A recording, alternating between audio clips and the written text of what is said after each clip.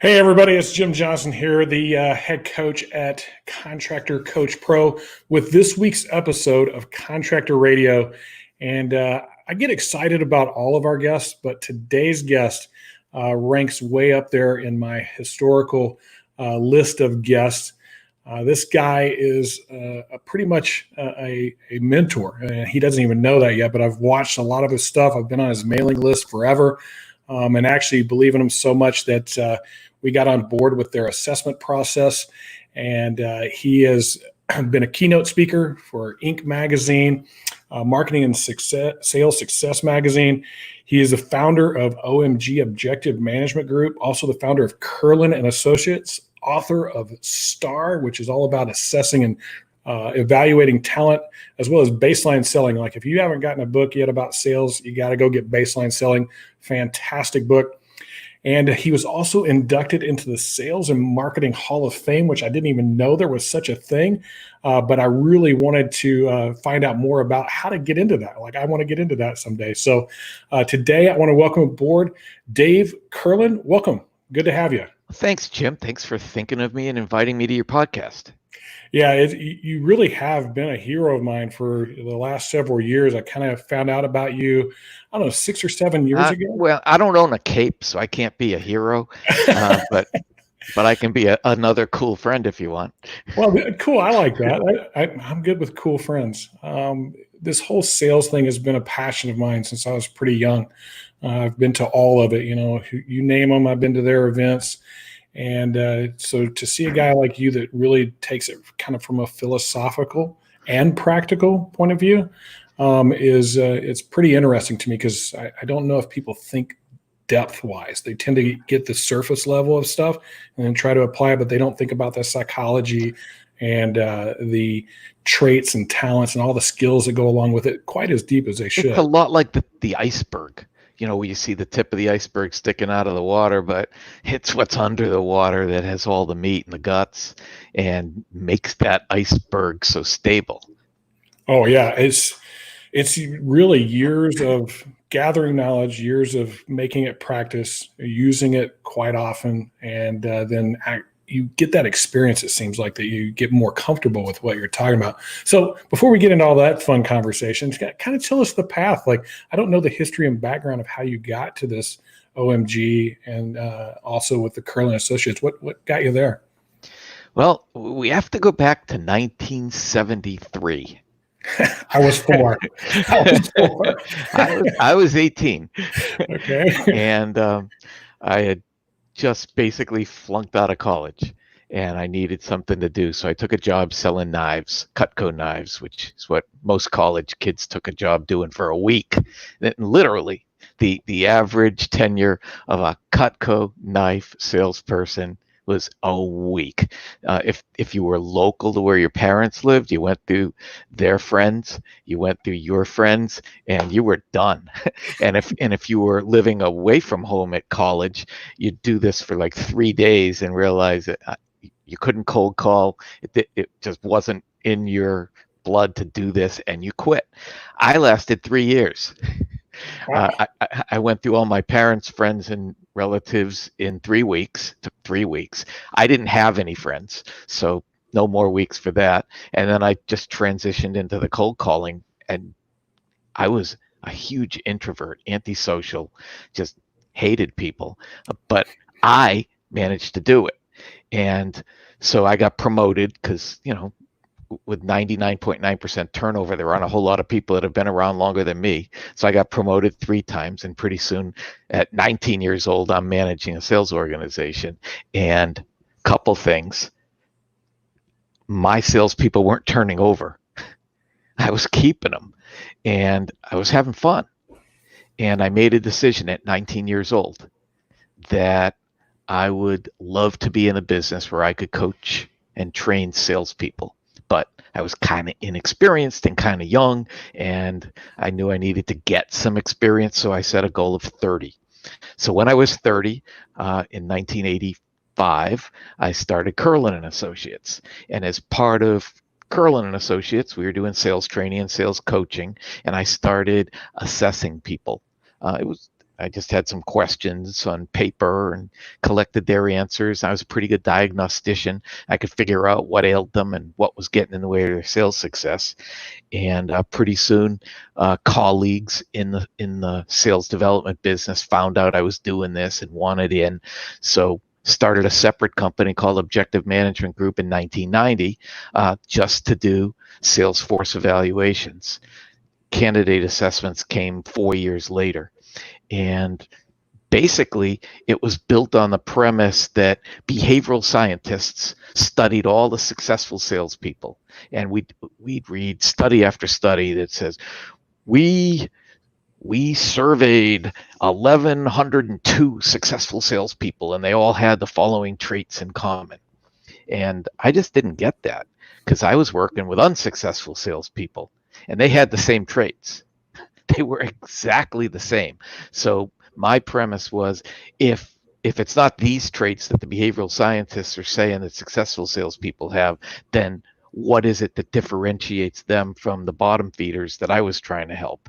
And, over a period of time, in the late 80s, I discovered that there was the will to sell. That's desire and commitment and outlook and responsibility and motivation. There was sales DNA, which was whether or not they needed to be liked, whether or not they could control their emotions, how they bought things themselves, and whether that supported ideal sales outcomes, whether they were comfortable talking about money, what they thought up here, their beliefs, whether they were supportive or self-limiting. And then there are their traditional sales competencies, things we know, like whether they could hunt and whether they could close and whether they could qualify. And the original evaluation was built on being able to identify what those competency gaps were and what salespeople needed to do to improve. So that's the path to get there. And then it's been another 30 years. OMG just had its 30th birthday. So we've continued to evolve and improve and make the evaluation and the assessment better every single day. Yeah, it's unlike anything I've seen before, because I was trying to figure out how do I do a better job of hiring salespeople, because there's all kinds of books about it, and there's all kinds of studies. You talked about behavioral scientists. There's a lot of this concept of this, you got to have talent to be able to do it. Like there's got some inherent talents. If you don't have those, you're not going to be successful. Whereas all these different things I went through trying to figure out what is the best way to bring in and hire salespeople to save time, to keep them in a position where they're going to be successful. We have this concept around here, we call it time to money. Like the more a person has to learn as a skill, the longer it's going to be till they make money. So you got to be able to make some. So what's the length of that runway? Yeah, like the longer and that. What kind of a safety net do they have? Yeah, safety net's important. The fact that if they're not making money, you're going to have a lot of high turnover. So I started looking into every assessment you could find, and like Briggs-Myers, DISC tests, and those are great. There's nothing wrong with them. Like DISC is really good for communicating with certain personalities. Briggs-Myers is really good at determining kind of who somebody is, but it doesn't tell you, like, will they be successful at sales? That's what I was looking for. Where's the one that says you're going to either be successful or not? Exactly. They're not predictive. I use DISC in my business. We use it for hiring all the roles in the company except for sales, because it's accurate. It's good information, but it's not sales specific. And none of the behavioral or personality assessments, Myers-Briggs is one of the oldest, most reliable assessments in the world. Hasn't changed since the 50s. And it measures 16 dimensions of personality compared to DISC's 4. It's all great to know, but it doesn't tell you whether this person will succeed in this role at this company, in this industry, selling to these people, asking for this much money in a sales cycle that needs to be this long against that kind of competition. And so OMG is built to be able to give you that. It's a crystal ball. Will this salesperson successfully do that? And it's predictive in that our findings correlate to on-the-job performance. So it's not cool, fuzzy, neat stuff to know, and then you have to just make a guess, take a leap of faith, because there is no kind of personality that's a sales personality. Everybody's different. So extroverted people don't do better at sales than introverted people. Introverted people do better at sales than extroverted people. Extroverted people love to talk and make friends, and that's the problem. They talk and make friends. Introverted people love to listen and ask questions.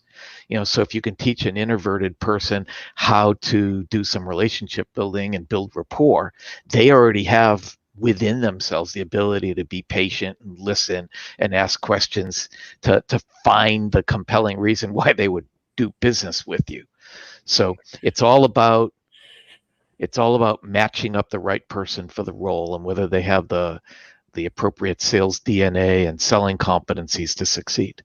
So I want to make sure I heard you correctly. You just told me that introverted people will be better salespeople than extroverted salespeople, which flies in the face of everything that anybody has ever said ever about sales. Could you dig into that a little bit deeper? Why that is? And what if I don't want to? There's that introverted person. Yeah, nobody is more introverted than me. And you're seeing me on this podcast, you're thinking, Curlin, you're extroverted. No, I learned how to act like an extroverted person. I learned how to be animated and memorable and say things that'll get people's attention. I learned to talk with a smile on my face. I learned to be, charismatic. I learned that. But you turn the camera off, turn off the microphone, and I'm going to bury myself in personal work. I'm not looking for interactions, conversations, parties, social gatherings. This quarantine has been great for me. It's taken all the expectations of having to meet people away. I don't have to go anywhere. I don't have to see anybody. I don't have to talk to anybody. So when I'm working, when I'm doing what I do, I flip the switch and I go into either sales mode or delivery mode or consulting mode or coaching mode, whatever it is I'm supposed to be doing. But then I flip the switch off and I'm back to me, antisocial. I hate people. Remember, that was the first thing I said. Well, it's funny because we may become friends after all. A lot of people don't know this about me. They think I'm an extrovert because I speak at a lot of events and I'm an outgoing, in public type of person. But if you ask my wife, she'll be like, "Nah, he likes to be quiet. Like he would rather That's just right. Be on his own." And I like to get focused on stuff, dig in, learn, really spend some time there to understand things from a philosophical and diagnostic level, because those things are what help me with the skills, how to apply them. Most people don't even know the difference between an introvert and an extrovert. They think it's the stuff we're talking about, but the real difference is an extrovert gets energy from other people. An introvert expels energy from other people. For me, it's work. To do an hour with you right now will exhaust me because it's doing something that doesn't come naturally. Whereas if I sit down and start just doing some work on my computer by myself, me alone with my thoughts, I'll get my energy back. That is exactly what it is. You're energized by other people, and then the introvert's energized by time alone, like this time to kind of get back to center again. And I am that way. After these events I go and speak at, it's not like I'll die and just be exhausted for a few hours until I can get some time to myself. There's a lot of people commenting on here. They're like, agreed. And yeah, that's really good. And I look at it over my history of hiring people. I've probably hired over 1,000 or more salespeople in my time as a leader. And the ones that actually turned out the best as far as full gamut salespeople, from not just the being able to sell somebody, say yes, but to follow it through, to execute, to deliver, to build those relationships and stick with it type of thing. I look back now and go, man, there was a lot of introverts in there. There's been some pretty good extroverts too, but you usually have to pick up the missing pieces after them. Like they sell everybody, but there's a messy afterwards. Right. And this message is not go hire some introverts. And this message is not don't hire extroverts. The point of this message is it doesn't matter if they're good salespeople. It doesn't matter whether they're an extrovert or an introvert. And if they're crappy salespeople, it doesn't matter whether they're an introvert or an extrovert. You're just going to find them in both places. It's an example of why personality isn't predictive of sales success, because introversion and extroversion are personality traits. Well, you have these three main things that you spoke about: will to sell, the DNA, and the competencies. Um, how do you define will to sell? What does that mean to the success of a salesperson? Let's take a basketball game. Crunch time, last 2 minutes, which sometimes takes 10 minutes to play out. I mean, that's if there's basketball, right? So there's a lot of pushing and shoving and whistles and free throws, and the game's over and one team wins by 2 points in double overtime, and the color analyst says, well, it wasn't pretty, but Colorado found a way to win. And will to sell is that. It's heart, it's grit, it's guts, it's finding a way to win.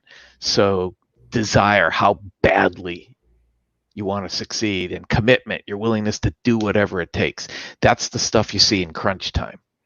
Now, is that desire more of an external or internal thing of the person? Are we looking at the internal desire, like I want to be the best, or is it more the external desire of I want everybody else to know I'm the best? I want to be the best. Heart. It comes from within, and so motivation is part of will to sell, and outlook, how you feel about yourself, is part of will to sell, and responsibility, whether you make excuses or own what you've done, is part of will to sell. Yeah, I always talk about the difference between drive and motivation. Motivation is kind of the thing that gets you started. You get all excited about something, but drive is the thing that gets you through when you hit the obstacles. And that sounds like what your will to sell. If desire is how badly you want to succeed, then motivation is why. What is it that's making that so important?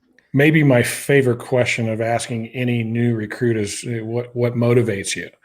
Because 9 times out of 10, they're going to say the same thing. They're going to say money. But then I asked that question you just said, well, why? Why is that? And it causes pauses to make them think a little bit about, what is my desire to do this? And money's a crappy answer. Because to one person, money means I want to make $1 million. To another person, money means I want to make $50,000. So it has no reference point when you ask about money. And the other thing is, money motivation has changed. We've got 30 years of data on 2 million salespeople, and that is the one finding that's fluid, that changed dramatically after the financial crisis in 2008, 2009, into 2010. Money motivation, or extrinsic motivation, went from 54% of all salespeople being extrinsically motivated down to 29% of all salespeople being extrinsically motivated. There were 2 reasons for that. The younger people coming into the sales world, the millennials, typically are not extrinsically motivated. They're out to change the world, not get rich. And then the media shamed those of us who were materialistic. Remember, there was a big, huge portion of people who had houses that were bigger than they could afford and couldn't pay for them, and the housing crisis happened then. So they were shamed into not being extrinsically motivated anymore. So they changed, and they gave it up. we talk about that quite a bit too. Like, if you can dig in a little bit past that money thing, because that's like the pat response. It's not really the right answer, right? It isn't. Most people think they're supposed to say. But this younger group coming through, these millennials, and even the ones behind them, they really are trying to change the world. And if you can give them a good reason about whatever they're doing with you, it's going to be something that can change the world because of their effort that's put forth. You can get a lot out of them, and they feel good about it, and it's for the right reasons, which to me is kind of cool, to be honest with you. It is cool. I grew up where it was money motivated, man. I wanted the big house, the big cars. Me too. But it changed. After I had all that stuff, I'm 65 now. So I can't keep chasing the almighty dollar forever, right? So at some point you have to say, okay, I made it. And so what else is important? What do I really want to do with the rest of my life? What do I want to do with my business? But if you're hiring younger people, then you don't have to hire money motivated people, but you do have to hire motivated people something needs to motivate them to show up, sell, and get rejected every day. So these assessments determine that, right? Like their They do. motivation. Do you suggest for people whenever they're in the interview process, you see this high level of motivation, do you suggest them asking them about what that motivation is so they can better understand it and work with them better? Well, let's put some context into that before we answer that question. So you've typically assessed a candidate prior to meeting them, prior to talking to them on the phone. You've got, like today, if you're going to recruit salespeople, you're going to get 400 applications instead of 4, which it might have been 6 months ago. So you don't want to read 400 resumes. You don't want to talk to 400 people on the phone. So you assess 400 people. It doesn't cost a penny more to assess 400 than it does to assess 4. So you assess all 400. 300 of them going to come back not recommended. So you're done with them. Now you've got 100. 50 of those aren't going to have the background that you want. So now you're down to 50. Those are the ones you'll call on the phone. The best sounding ones you'll bring in for an interview. So now you've got them in for an interview. You've got a resume and you've got your dashboard, which shows the 21 sales core competencies. If you're interested, ask about motivation. If they score high on motivation, ask what it is that's driving it. If they don't score high on motivation, it's not a deal breaker as long as the rest of their will to sell scores are high. But you might want to find out why they don't seem very motivated. But it's certainly not the focal point of 21 sales core competencies. That's one of 21. Yeah, it's one of those things that you see today that I struggle a little bit with this younger group. I've got a son-in-law, a son, my own kids, plus I know all of their friends. I'm like, what do you want to accomplish in life? Like, I'm like, hey, what are you after? I'm like, I don't know. There's a lot of that. And if I said that to my son, he's 18. He's on his way to college next month. So have you decided what you want to do? No. Do you think you should? Sure. When I was your age, I had a pretty good idea. Congrats, Dad. Yeah, that's the same response I get. I knew I was going to rule the world. I was going to own a business. I had all these things like planned out and that I knew I was going to do. And to deal with that response is a little bit difficult as a parent, just to be honest. But I'm seeing the fruition of it at this point. They're actually finding those passions and going after those things. And a lot of it is just what's going on in the world today is causing some of that, which is great. There's a little bit of pressure. But that's cool. So let's talk about the DNA side of things. So that was the will to sell. So the sales DNA, kind of break that down for us just a little bit. Sure. So sales DNA is a combination of strengths that support sales process, sales strategy, sales tactics, and sales methodology. So you could have learned all the things you're supposed to do when you're selling. You could completely know the sales process and the approach. You could have great strategies and tactics, but if those 6 major sales DNA strengths appear as weaknesses instead of as strengths, then it will sabotage you. You won't be able to do the things you've learned, ask the questions that need to be asked, execute the process that needs to be executed, because it'll be too uncomfortable for you, too scary for you. So you'll do something else and you'll avoid. So you're saying that people can learn it all day long, but the will part of it, or the ability, there's just too much fear in the way for them to. Is that something they can overcome? Well, let's take. I'm 5'5", okay, and I know more about playing basketball than anybody. I've studied the shot makers. I've studied the point guards and the centers and the power forwards. I know where I need to be. I know how I need to shoot, but I can't overcome being 5'5" and fat. That's my DNA, right? Or the fact that I'm 65. I'm actually a baseball guy, but basketball makes a better analogy to that one right now. Sales DNA is everything. If you had to choose between someone who had all the selling competencies but terrible sales DNA, which meant they're a know-it-all but can't do it, Right. or someone who is lacking the selling competencies but had strong sales DNA, which means they don't know how to do it, but they'll find a way to win. Right. You got to pick the one without the selling competencies, but who has a strong sales DNA, because you could teach them the selling competencies. You can teach them sales process, sales methodology, sales tactics, sales strategy. How does the DNA differ from the will to sell? How are those two different? Okay, so will to sell is heart. It's grit. Mm-hmm. It's just pushing through. DNA is more specific in that one of the elements of DNA is whether or not you need to be liked. I don't give a fuck, right? I don't care what anybody thinks about me, what anybody says about me. I don't need anybody to like me. It just doesn't matter.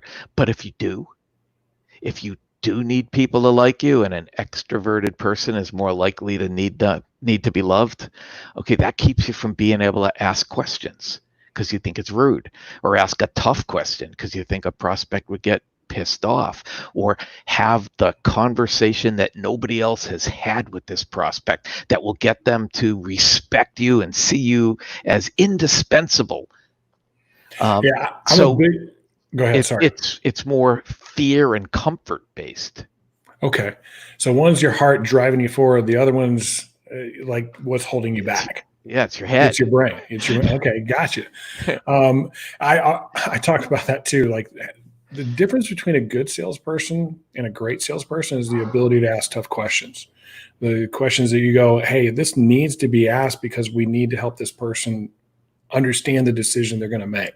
There's another difference between the good ones and the bad ones. Alfred Gray said this in the 1950s. He was an insurance industry executive. And he said the difference between great salespeople and everybody else is that the great salespeople do the things that nobody else wants to do.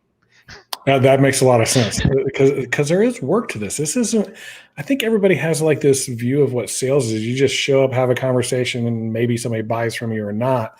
But there's work to do. There's follow-up, there's study, there's practice, there's all these other things that go along with it.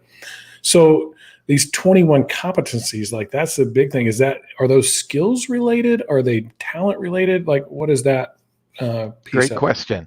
So we talked about will to sell. 5 of the competencies are inside of will to sell. We talked about sales DNA. 6 of the competencies are inside sales DNA. And then we talked about selling competencies. And there's 10 selling competencies. There's hunting, relationship building, consultative selling, value selling, qualifying, presentation approach, closing. And then we're moving a few around. So today, I think the other 3 are sales process and CRM savvy and mastery of social selling. But tomorrow, or someday soon, it'll be sales embraces sales technology, which will include CRM and social selling and video selling and remote selling. And so what you're telling me, your assessments change with the times? That's unusual. Yeah, every year. Yep. We reevaluate the 21 and move stuff in and move stuff out. We still measure them. We measure way more than 21, but there's 21 that are the centerpiece. And you don't have to be good at all of them to be successful as a salesperson, if I understand things correctly. Like I could imagine that social selling for you is not your favorite thing in the world. I do a lot of it. Oh, do you? That's online. I don't have to talk to anybody. Okay, so that's the easy part because we don't actually engage. Okay, I get it. So the relationship selling, relationship building, that's my low score, right? Okay. See, we're pretending right now. Yeah, we're having a great conversation, and to some it might look like relationship building, but after this, I'll never talk to you again. I won't reach out to you. Yeah, hold on a second. So I'm not building a true relationship. This is just literally stopping at rapport. Okay, we're done here. Okay. Well, I was hoping it would go on a little bit longer. It will if you work at it, but I won't work at it. Well, I'm a big believer in learning from those that have been the past, so I'll work at it if you'll still be willing to listen a little bit. Sure. My best friends, and I have 2 of them. I've always had 2 or 3 best friends, but I've never had a group of friends. They all know that part of being my friend is that they're going to have to do the reaching out, and they're going to have to do the calling and the emailing because they know I'm not gonna. Yeah, you're going to survive either way. And I tend to be the guy in my group that does the reaching out, but I'm probably the most introverted of all of them. So that's kind of unique. So you said you sold Cutco knives. I did. That's door to door, right? It was, yeah. So a lot of the people that listen to me do a lot of door to door. There's a lot of this door to door approach. And so it's a part of what we do. And I've done it myself that I completely just despise. It's not something that was enjoyable for me in any way. But I had to have a little bit of a soul searching thing about why was I doing it. And it really came down to the fact that the reason I was doing it is because I was the best choice for them. They don't have anything as good as what I've got, so they need to know about me. And if you didn't want to talk to me that day, that's okay. I'm not holding it against myself or you in any way. Just you're having a bad day and on to the next one.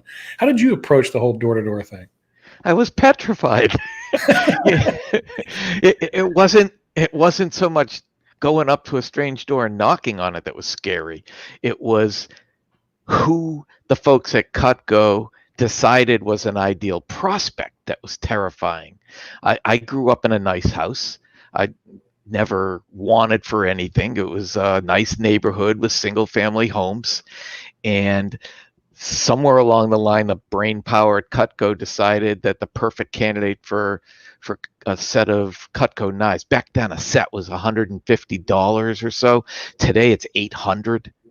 I mean, nice knives. That was 50 years ago. Expensive knives, but they decided that a perfect prospect for this was either a single girl out of high school with her first job, or it was a couple in a neighborhood of tenement buildings. And wow. And so the first time my first day of cold calling, so I was a month in, I got dropped off in this horrendous neighborhood in, where were we in Rhode Island? Woonsocket. Let me say it the way they do. Woonsocket, Rhode Island. And I looked around, and there were 12 family buildings everywhere. So I was way past cold calling. I was like, am I going to live? Because I had never been in such a place. My out of your comfort zone. My friends were either in single family homes or triple deckers, which is a staple of New England. 2-family homes, 3-family homes, single family homes. And now I was in, it looked like pretty depressed area. And I was supposed to be banging on doors, trying to peddle wicked expensive knives. So I would love to know their logic behind that. Well, I can tell you that I learned to sell on one sales call with my boss's boss. And this story's in my book, in Baseline Selling. It was one of these tenement buildings. And we walked up the 3 flights of stairs, and we knocked on the door, and Bob was his name. He got in, and it was literally one of those metal kitchen tables with a Formica top. You might have never seen one, and then over here there was a broken sofa with the springs coming through, and then over there was the bedroom. And that was the whole place. It was run down. They didn't have a pot to piss in. And we sat down, and Bob just started talking to the mother. And he asked for cookies, he asked for coffee, he asked for milk, and she couldn't wait to make the stuff. And then he started talking to her daughter, and he asked her what she was doing, and he asked her what her plans were, and he asked her about eventual marriage. And I'm thinking, like, where are the fucking knives? he didn't even bring them. And he basically found out that she wanted to be married and wanted to have kids and wanted to have nice things and wanted to not have the living condition she was in right now. And he was qualifying her whether she could spend $8 a week, right? They had nothing.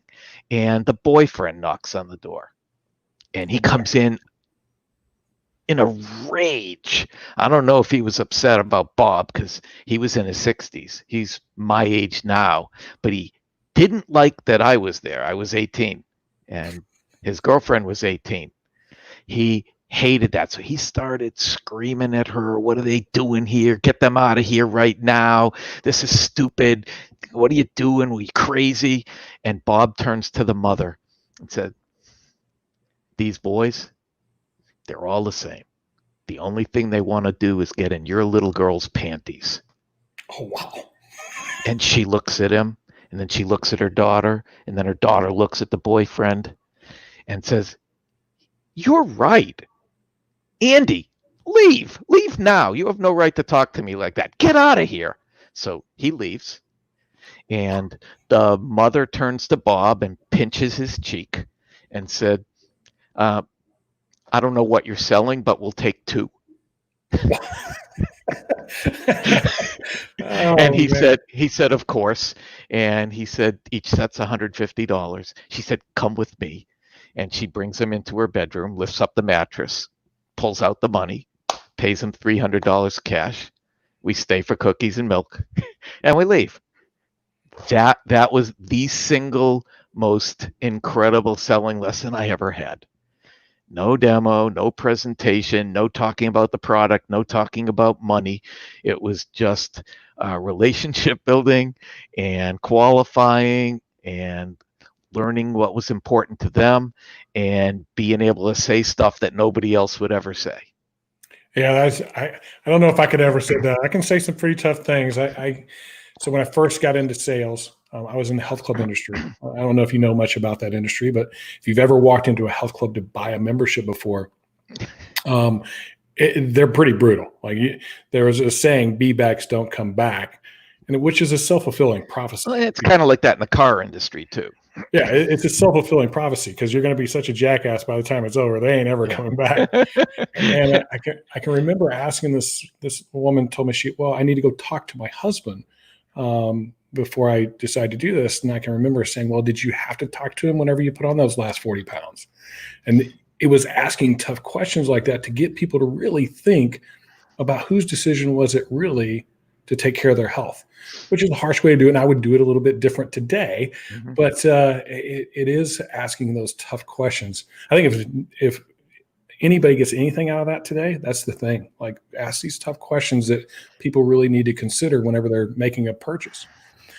So I know I've kept you longer than today I would teach that gym membership person to ask that question right up front. Do you have to talk to your husband to see if it's okay to come to the gym and lose weight? And she would say, of course not.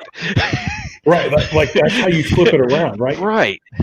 And I'm big on that too. Like this whole idea of objection defeating questions, like you do all those up front. So at the end, the only logical decision is to go with us. There shouldn't be any objections by the time you get done because you've taken them out of the situation with great qualifying and question asking up front, a full explanation of what it is that you do, so there's no missing puzzle pieces. We see that a lot in contracting, where they try to skip through things really fast, trying to close people as quick as possible. And so they get this same objection all the time, and they don't know how to handle it.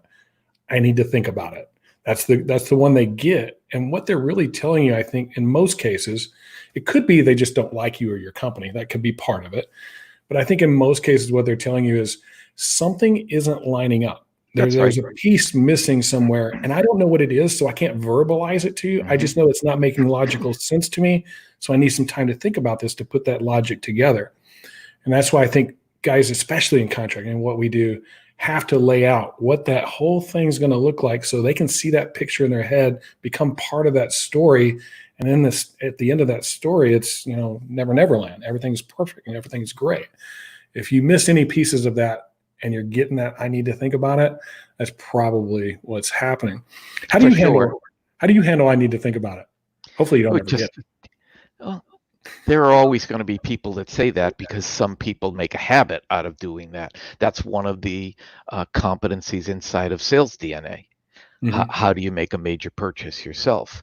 And if you buy in such a way that you need to think it over, you're going to take them from prospects. And if you look for the lowest price, then you're going to be vulnerable to the prospect that wants to buy that way. And if you comparison shop, then you're going to be vulnerable to the prospect that comparison shops. So the way you avoid a think it over is to make sure that you've got a very compelling reason for them to buy. It's got to be compelling. And that they're thoroughly qualified, and that there isn't anybody else they need to be talking to. And you don't close until they're ready to be closed, because they're buying on their timeline, not on your timeline. So you got to close when they're finally closable. And too many salespeople jump the gun. They don't have anything left to say, so I guess I got to close. And that's not when you close. You close when all the ducks are in a row, when all the milestones have been checked off, when everybody has arrived. We all get to the same place at the yes. same time. Oh, man, I could talk to you about sales all day long. And like, I know you don't have all day, and plus you don't like people that much. So that's right. We want to make sure we get this in.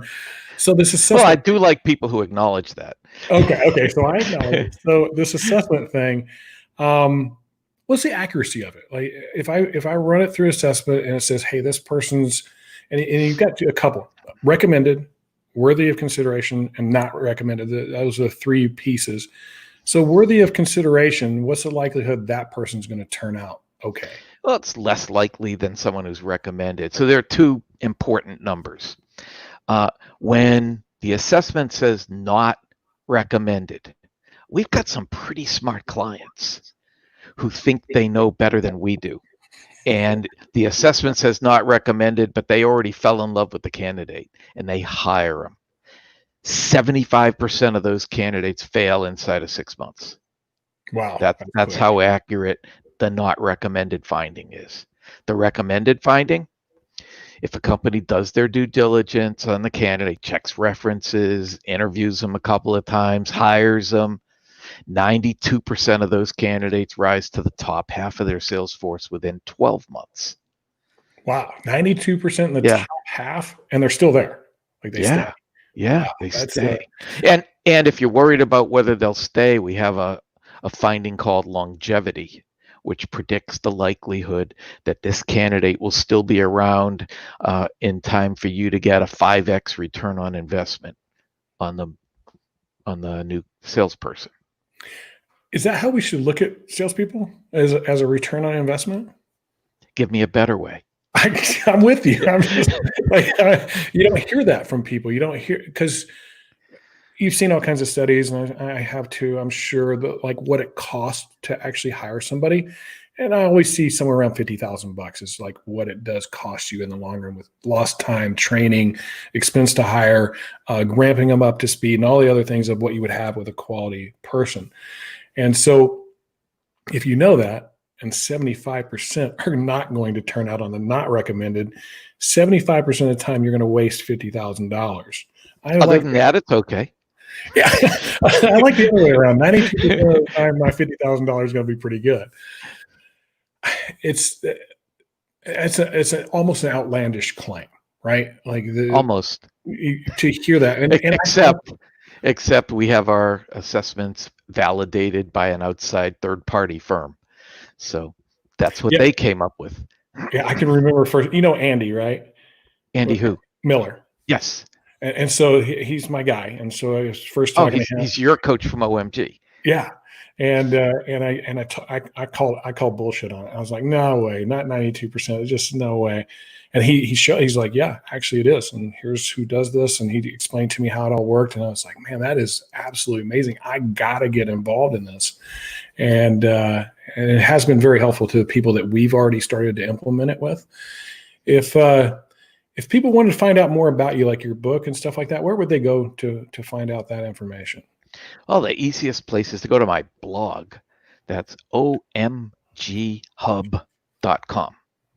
And there's 1,900 articles I've written since Baseline Selling was published, and there's links to contact me. But if they're interested in getting our assessment, they can contact you.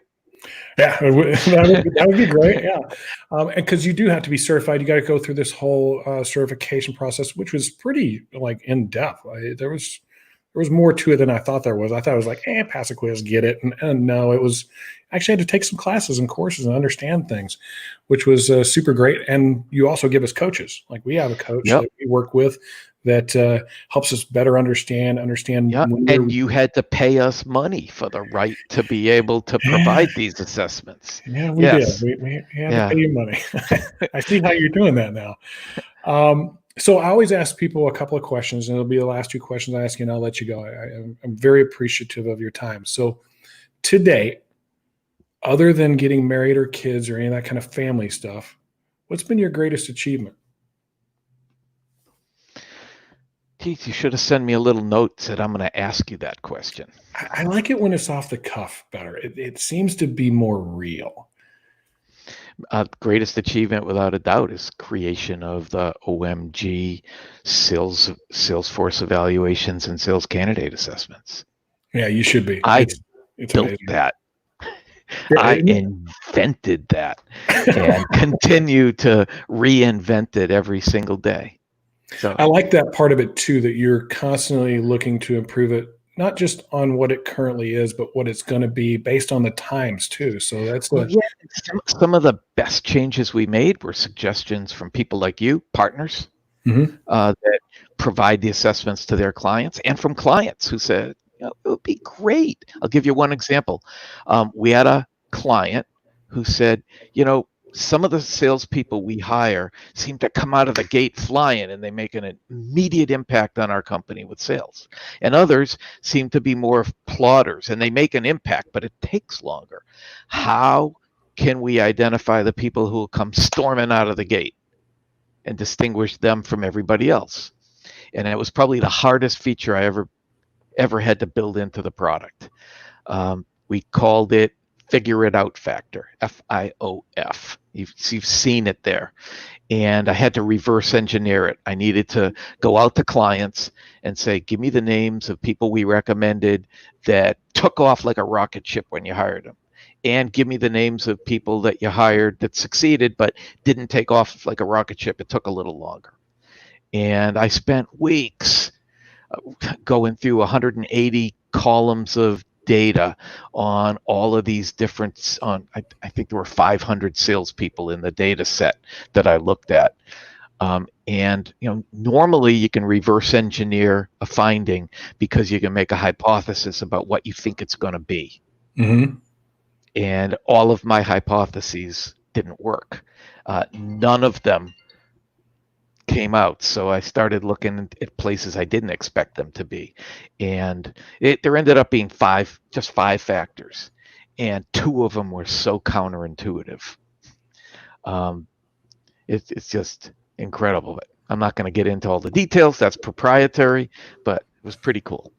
Yeah, I was about to ask you. So I kind of thought you might go, I can't tell you all that. But that's super cool, because that's one of the things I really liked about the assessments was that figure it out factor, because that's the ideal people we want to hire. They don't bombard me with questions 1,000 times. They want to figure it out on their own. We call them logical learners. They see a puzzle and they want to put that puzzle piece together, and they do it pretty quickly. So last question. We all only have so much time on this planet. And we all, that time is going to come to an end. How do you want to be remembered? What's the legacy that Dave Curlin wants to leave behind? Great husband, great dad. Done. Amen. Oh, good. I like it. That's how quick that answer should be. Like you know it. You didn't have to pause. The other stuff doesn't matter. Yeah. I mean, that helped build the life that we have and supported the things we want to do. But beyond that, it doesn't matter. That's awesome. Dave, this has been, like I said, I knew it was going to be good. It was even better than I thought it was going to be. Oh, boy. It was fantastic. I did not know that you were an introvert, though. So this is kind of a big deal to get you on here. I appreciate that. And you do very well. You've learned the skills very well. Nobody would ever know.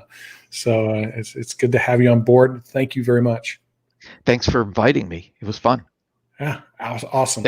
As much fun as I can have. We're not caring about us at all. It's super great. All right, guys, we're out of here. This has been Contractor Radio. Make sure you find us on any of your podcast outlets. Just search Contractor Radio. You'll find this episode, and follow us at Contractor Coach Pro. And if you're looking for assessments, check us out. We've got those for you, and we can help you find the best quality sales candidates that turn out 92% of the time when they recommend it. Talk to you all later. We'll see you.